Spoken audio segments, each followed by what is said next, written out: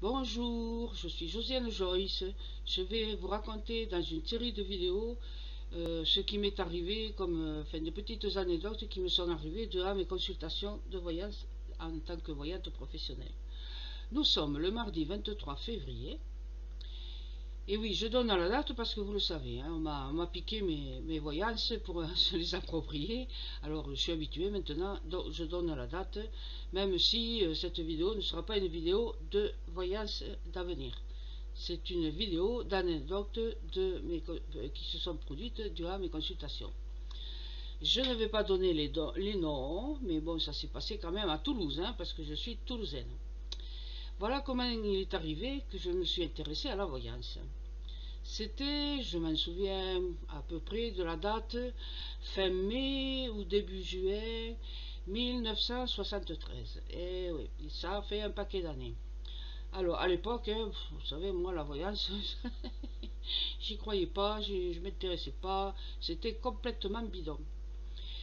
Et je n'en faisais pas, j'avais même pas consulté, et puis de toute façon j'avais pas les moyens, j'étais maman célibataire, avec juste mon salaire pour élever ma fille, et ma fille avait 2 ans et demi, 3 ans à ce moment-là. Donc je sortais du petit supermarché un dimanche matin, il faisait bon, ça commençait un peu à être un début de printemps, d'été même, parce que l'été toulousain, ça cogne. Et donc, je revenais du supermarché qui était du petit supermarché. Alors, vraiment, c'était un supermarché là, et qui était juste en bas, devant les tours de ma résidence. J'habitais résidence Chantilly. Et ouais, c'est une adresse fun à Toulouse à l'époque. Je ne sais pas trop dans quel état elle est maintenant. Bon, mais voilà. Hein. Et je travaillais comme photograveur offset. Je travaillais la nuit dans un quotidien, enfin un petit magazine qui s'appelle maintenant qui s'appelle toujours, qui existe toujours, mais il a été racheté par le quotidien local. Donc à l'époque, c'était un magazine de rugby indépendant du quotidien et qui a racheté ça. Et je travaillais la nuit dans l'atelier photogravure.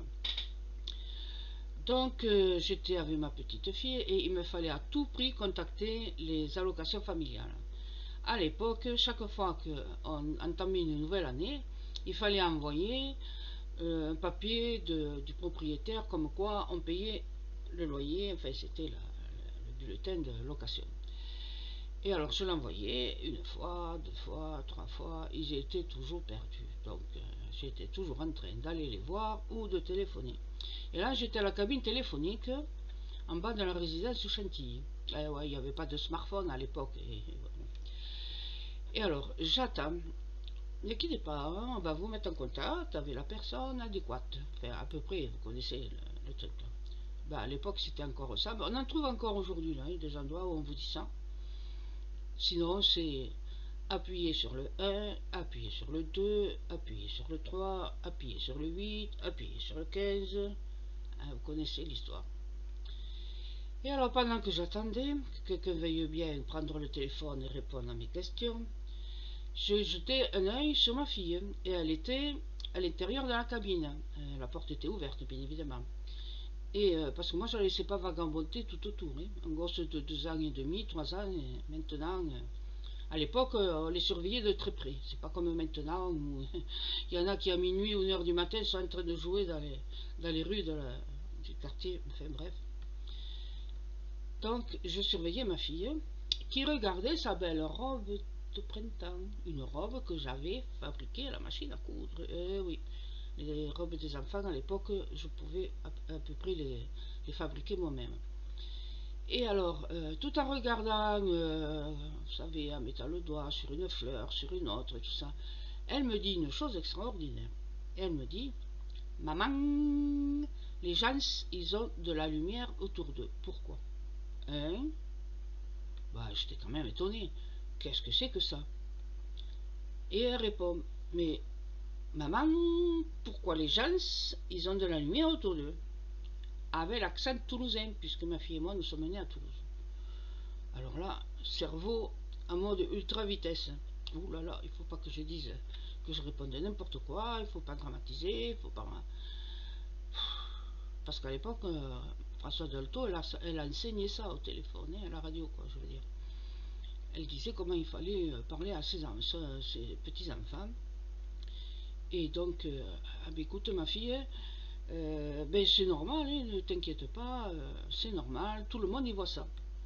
Voilà ce que je lui ai dit. Et ça l'a rassurée. En rentrant à la maison, je dis quand même, qu'est-ce que c'est que cette histoire? Ma fille, elle voit des lumières autour des gens. Mais moi, j'en ai jamais vu. Et pourquoi elle? Et alors, pendant que je rangeais les tuailles pour préparer le repas, quelque chose me passe par l'esprit. Figurez-vous qu'en ce temps-là, il y avait ce qu'on appelait des bibliobus, des bus transformés en bibliothèques ambulantes et qui passaient dans les quartiers. Et moi, ils passaient tous les 15 jours. Et moi, tous les 15 jours, j'avais pris l'inscription à la bibliothèque. Non, je montais dans le bus, j'allais au fin fond, j'allais un peu partout, je regardais, je prenais les bouquins qui avaient le plus grand nombre de pages, 600, 700, 800 pages, et hop, je disais qui j'étais et je repartais. Pour moi, c'était vite fait. Les plus gros bouquins, je prenais. Parce que je lisais énormément et que je m'intéressais à tout. Voilà. Pourquoi je m'intéressais à tout? Parce qu'à 14 ans, on m'envoyait travailler à l'usine.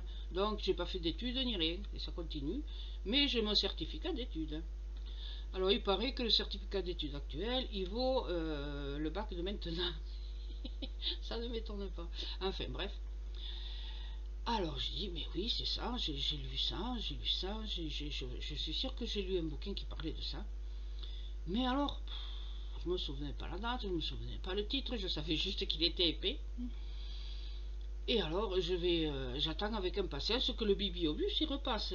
Et il arrive, je monte, et puis je cherche, et je cherche, et je cherche. Les femmes qui s'en occupaient, elles ont dû se dire, tiens, celle-là, d'habitude, elle monte, en 3 minutes, elle a pris ses 3 bouquins, non 5, on avait droit à 5 dans 15 jours. Elle a pris ses 5 bouquins en 3 minutes, et puis là, elle monte, elle passe, elle repasse, et elle est partie. Et là, non.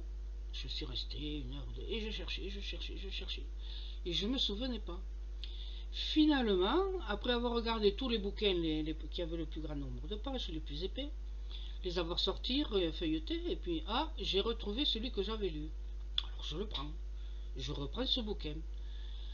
Alors j'arrive à la maison, et je regarde, je cherche toutes les pages, et je vois marqué que l'auteur disait, il y a des gens qui sont capables de voir les lumières qui sont autour des gens. Le Kirlian, soi-disant, après j'ai appris que c'était. Et que ceux qui regardaient ça, ils étaient voyants de père en fils, ou de mère en fille. Oh, ma fille est voyante, et bien si elle est de père en fille, ou de mère en fille, je dois l'être moi aussi. Ah bon? Surprise incroyable, je suis peut-être une voyante. Bon, quelques temps se passent, quelques mois se passent, et puis un jour, moi je fumais beaucoup, hein. Et puis d'ailleurs j'ai laissé un film sur ce compte où j'explique que j'arrêtais net de fumer 3 paquets par jour. Ah ouais, j'ai arrêté net, hein, en 24 heures. Bon, enfin bref, déjà à l'époque je fumais à peu près plus d'1 paquet par jour. Et alors j'étais en train de lire un de ces gros livres, et j'avais allumé une cigarette, et je les mets au fond du cendrier, et puis qu'est-ce qui se passe? C'est que comme je lisais, j'ai mal ajusté mon cou, et j'ai éteint la cigarette, en fait, entre le cendrier et mon doigt.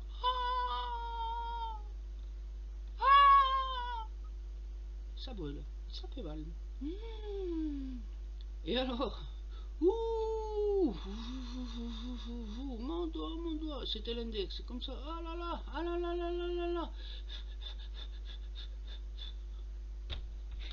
Impossible, hein. J'avais beau souffler, voilà, c'était pas du tout,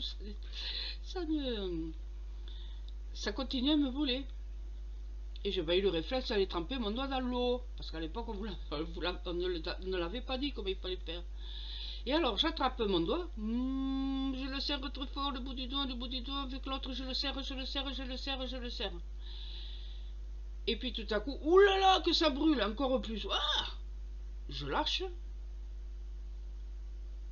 et plus rien. Ah. je regarde ma main, je dis, mais il n'y a plus rien, hein. Qu'est-ce que c'est que cette histoire? Bon, voilà Josiane tout estomaquée, avec des questions immenses. Et dans mon bibliobus, j'allais prendre les bouquins dans le rayon qui s'intitulait Sciences occultes. Je ne savais pas trop sciences occultes, ce que ça voulait dire. Et donc je prends des bouquins. Et finalement je comprends que j'avais le don de guérisseuse. Ah, bon. Alors, ça c'était... je vous dis, hein, il a fallu 10 ans avant que je m'installe voyante professionnelle. Mais comme je vous dis, hein, guérisseuse, ça l'est à peu près. Mais alors, tireuse de cartes, voyante, il n'était pas du tout question. Ah non, non, non, non, non, non, je suis pas une... Non, non. Je suis pas une tireuse de cartes, je suis pas une de ces personnes qui voyagent et qui va raconter des histoires. Enfin bref, le temps passe. Et puis, je travaillais dans une imprimerie où mon collègue, mon chef, on n'était que deux, remarquez, donc c'était facile pour lui d'être le chef, mais c'était le plus ancien arrivé dans le service, donc il a été chef, quoi. Voilà. Et donc, le collègue, malheureusement, avait un enfant qui avait eu un grave accident. En sortant, c'était la maman qui, elle travaillait, elle était puéricultrice, lui était photograveur, chef de la photogravure dans mon imprimerie, dans notre imprimerie. Et comme ils travaillaient tous les deux toute la journée, ils faisaient garder la petite par la grand-mère. Et un soir, la maman va chercher l'enfant, et elle marchait vite, vite, vite sur le trottoir. Et puis il y a un abruti qui est monté avec sa voiture, il est monté sur le trottoir, et il a renversé les deux. La petite est tombée la tête en avant. Elle a été arrêtée, bien sûr, quelques jours de travail. Puis, voilà, c'était tout à fait... tout se passait à peu près, le rétablissement a été fait, tout allait bien. Sauf que 7 mois à peu près après, la petite, elle a commencé à avoir une façon bizarre de se comporter. Elle tapait avec les mains comme ça. Et elle se secouait d'avant en arrière. Et elle bavait, elle ne parlait pas, elle n'avançait pas, elle ne progressait pas.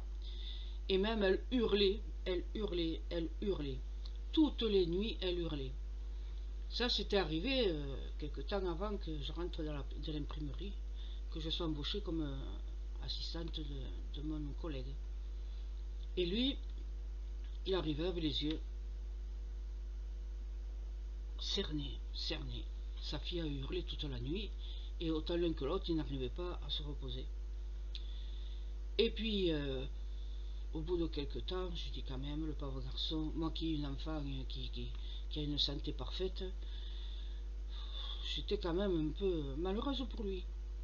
Mais j'ai dit, tiens, j'ai repensé à cette histoire du bout du doigt qui s'était arrêté de brûler, de me faire mal, et j'ai dit, j'ai peut-être un don. C'est le moment de savoir si j'en ai vraiment un.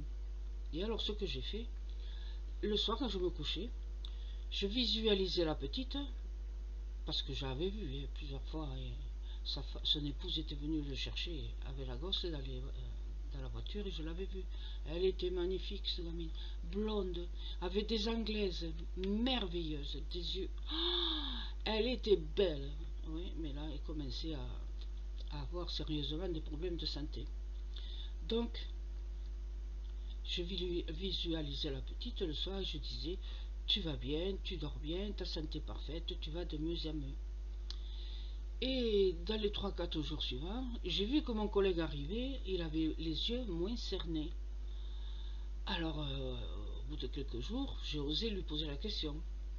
J'ai dit, alors, tu as l'air d'être un peu plus reposé.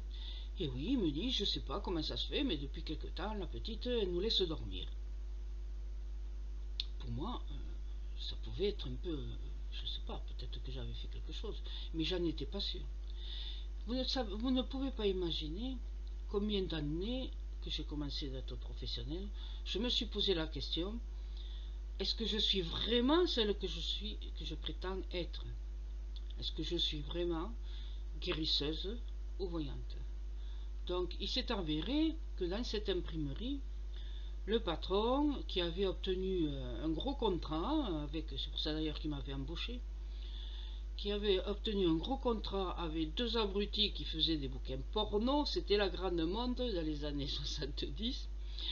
Et on faisait des bouquins porno et puis ils étaient vendus comme ça, vu au-dessus, les cinémas étaient ouverts avant qu'ils se rendent compte que les associations familiales fassent interdire les films et les classer X. Voilà.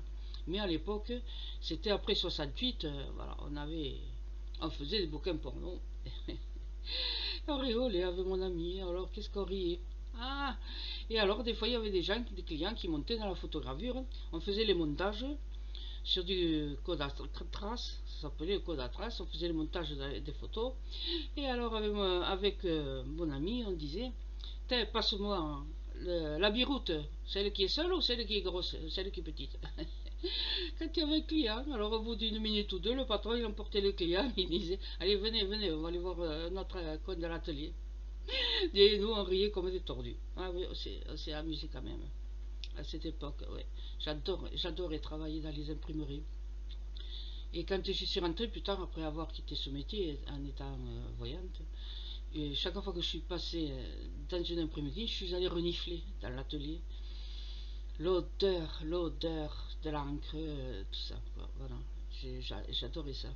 J'adore cette odeur. Et que ce soit l'imprimerie de labeur ou l'imprimerie de quotidien. J'adorais ça. Voilà. Donc, j'ai commencé, je me suis dit, tu es peut-être guérisseuse. Alors, à un moment donné, j'ai réussi à trouver un petit local qui n'était pas trop cher. J'ai dit, je vais essayer de me lancer et je vais faire guérisseuse.